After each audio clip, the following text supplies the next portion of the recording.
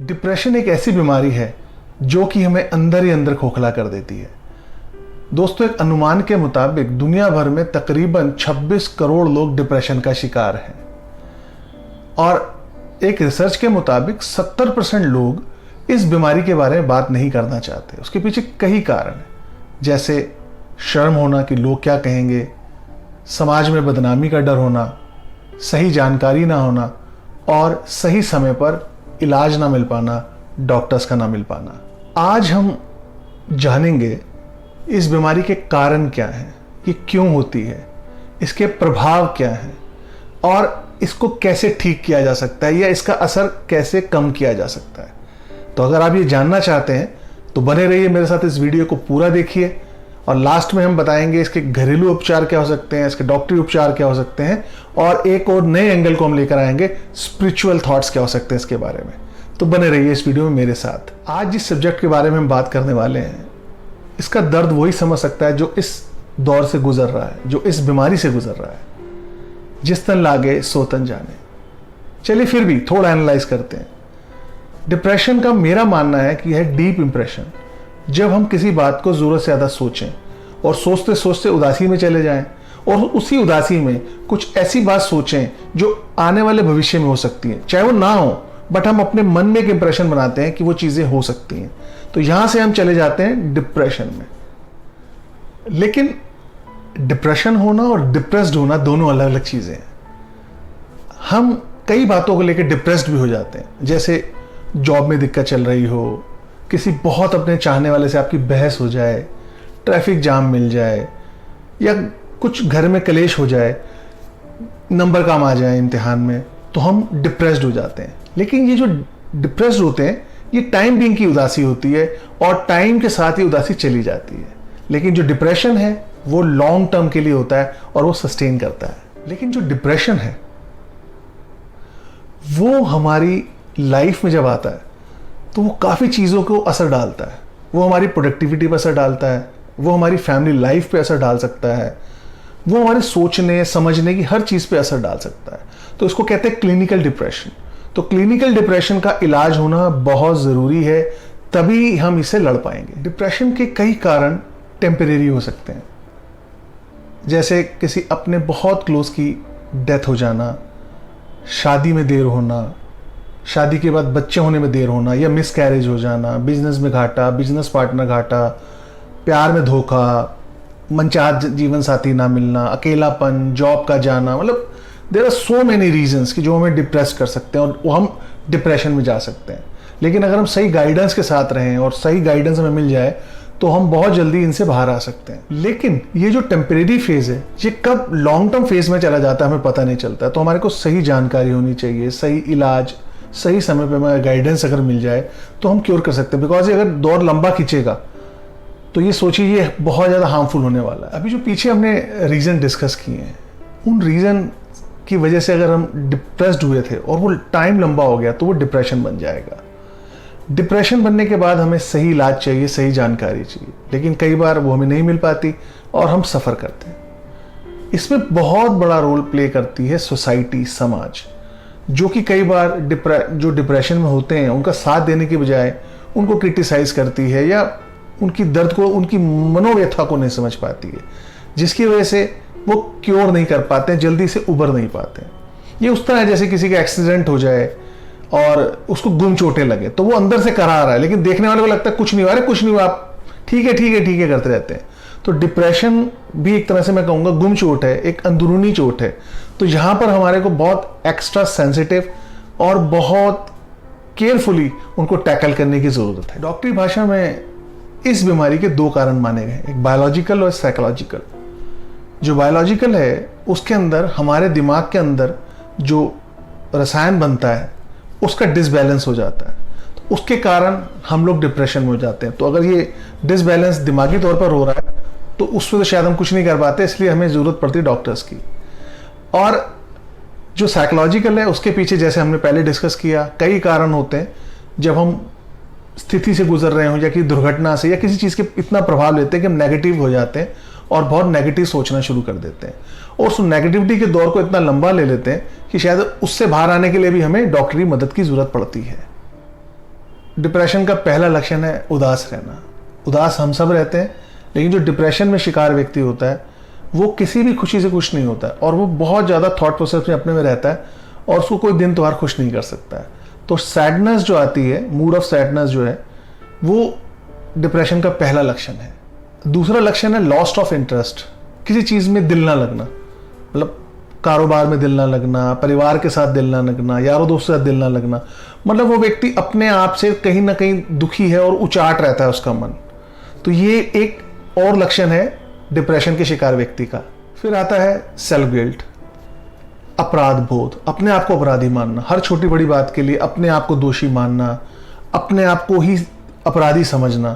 तो ये जो अपराध बोध है कहीं ना कहीं वो डिप्रेशन की तरफ और धकेल देता है। फिर आता है शारीरिक थकन, फिजिकल वीकनेस जो आ जाए, वो भी एक डिप्रेशन का एक रीज़न हो सकता है। लैक ऑफ कंसंट्रेशन, आप किसी चीज़ में दिल ना लगा सकें, भूख का कम होना या ज़्यादा होना, ये भी एक डिप्रेशन का कॉज हो सकता है। नींद ना आना, प्रॉपर नींद ना लेना, जल्दी उठ जाना और या बहुत देर तक सोते रहना, वो भी एक रीज़न हो सकता है। वैसे कम नींद डिप्रेशन में आती है।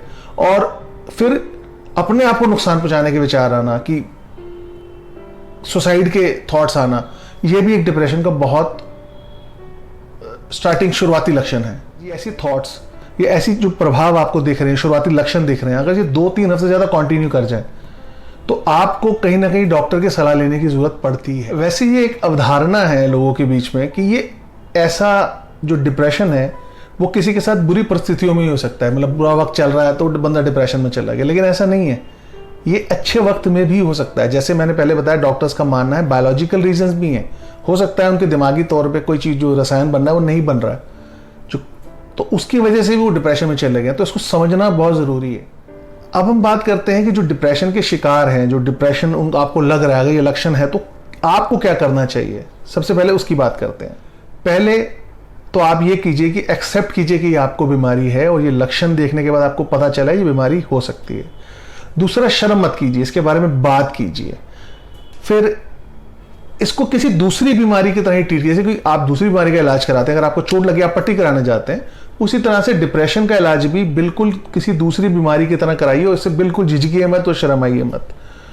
डॉक्टर से कंसल्टेशन जरूर लेनी चाहिए, उनकी लिखी दवाइयाँ ज़रूर खानी चाहिए और आपको अगर डॉक्टर काउंसलिंग के लिए कहे तो आपको काउंसलिंग के लिए भी जाना चाहिए। बात करते हैं डिप्रेशन में घरेलू उपचार की। तो घरेलू उपचार में क्या है कि आप एक अच्छा खाना खाएं, बहुत अच्छा न्यूट्रिशन से भरा खाना लें। इससे आपको हेल्प मिलेगी कि आपकी बॉडी में जो केमिकल्स हो रहे हैं, बन रहे हैं, जो हार्मोन्स बन रहे हैं, उनको वो बैलेंस करने में मदद करेंगे। तो आप हरी सब्जी जितनी हो सके लें। फिर शुगर का लेवल कम करें अपनी इंटेक में, उनका लेवल गिराएं और साथ में हो सके तो कैफीन, जो चाय कॉफ़ी है, उनको भी कम लें, तो आपको थोड़ी हेल्प मिलने वाली है इसके साथ। हरी सब्जी और फलों को डेली डाइट में ज़रूर आप इंक्लूड करें, इससे आपको काफ़ी हेल्प मिलेगी। फिर है avoid alcohol and drugs, because कई बार जो डिप्रेशन में लोग होते हैं वो ड्रग्स का सहारा लेते हैं या अल्कोहल का सहारा लेते हैं। ये टाइमिंग तो आपको बहुत रिलैक्स करता है, लेकिन लॉन्ग टर्म में ये आपको बहुत हार्म करने वाला है, आपकी बॉडी को भी हार्म करेगा और उसी तरह से आपके दिमाग को भी हार्म करने वाला है। तो हो सके तो इसको अवॉइड कीजिए।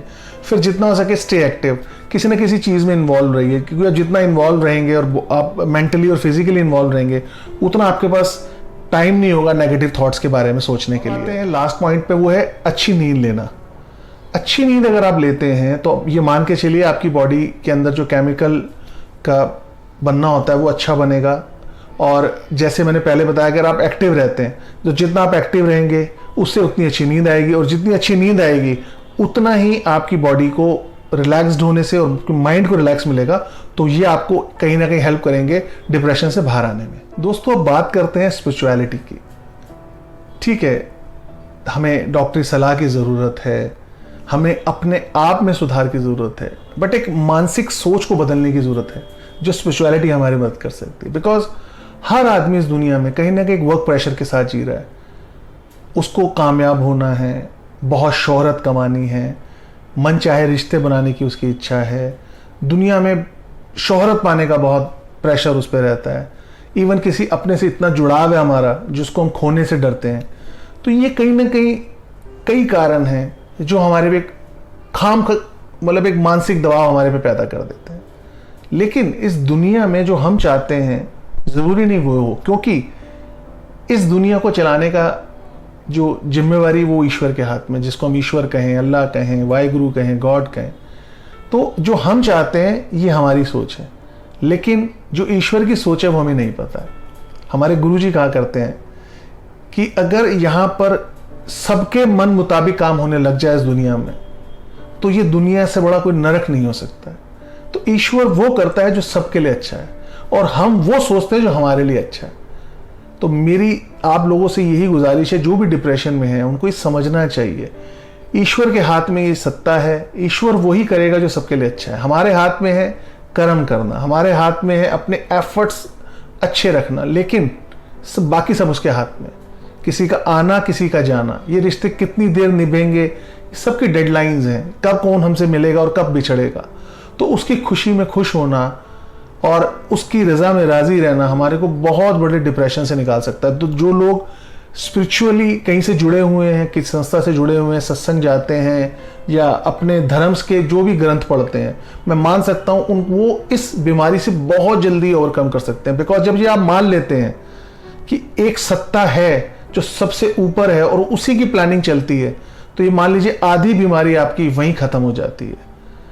गोस्वामी तुलसीदास जी ने भी कहा है, होत वही जो राम रची राखा। हम सब कठपुतलियां हैं, हम वही कर पा रहे हैं जो हमें कहा गया है। तो दोस्तों अपना एफर्ट ज़रूर दीजिए, अपने एम्स ज़रूर बनाइए, अपनी अटैचमेंट ज़रूर रखिए, बट ये ध्यान रखिए कि एक सत्ता है जो शायद,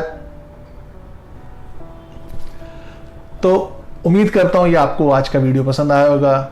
इसके थ्रू हमने बात करने की कोशिश की एक बड़े सेंसिटिव इशू के बारे में, और मैंने कोशिश की है कि इसके बारे में कुछ आपको जानकारी दे पाऊँ, और आपको जानकारी अच्छी लगी हो तो ज़रूर अपने फ्रेंड्स से शेयर कीजिएगा, इस वीडियो को लाइक कीजिएगा और मेरे चैनल को सब्सक्राइब कीजिएगा, ताकि मैं बहुत अच्छी अच्छी इन्फॉर्मेटिव वीडियोस बना कर आपको देता रहूं और आपकी जानकारी में बढ़ावा करता रहूं। तो एक अगले वीडियो तक आने के लिए जब तक मैं आपसे चाहूँगा अलविदा। बहुत जल्द मिलेंगे एक नई वीडियो के साथ। शबा खैर।